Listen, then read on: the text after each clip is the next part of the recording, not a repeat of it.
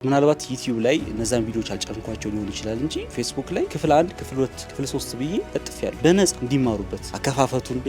ፌስቡክ ላይ ከፍተኛ ኤንጌጅመንትና ከፍተኛ እንደውም ሼር ላይክም አለው ሁሉ ግን ሰው ቪዲዮን ካየ በኋላ ይሄ ነገር ከባድ ሩቅ ነው በጣም ምን ደርስበት ነገር አይደለም ብሎ የተወሰው ይበዛል والله ከዛች ያችን ቪዲዮ ተመልክተው ወደ ስራ የገቡ ወይም ደግሞ ወደ ውሳኔ የገቡት 3 ወይ 2 ይሆናሉ እስካሁን ድረስ በውስጥ የሚያናገሩ ልጆች ናቸው አልহামዱሊላህ መስመር ላይ ናቸው በቅርቡ ስራ ይይዛሉ ከዛ ሁሉ ሰው 100,000 ቪው ታይቶ ያውላ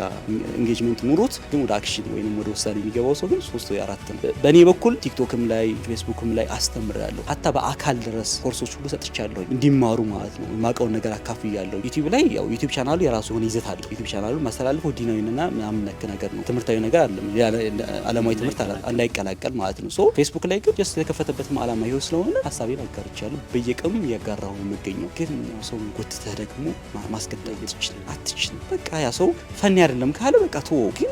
የበታችነት ስሜት ሊሰማው ይገባል በቃ at the end of the point መሆን ያለበት ነገር በቃ ያ ነገር ስትመክረው ስራ ስትለው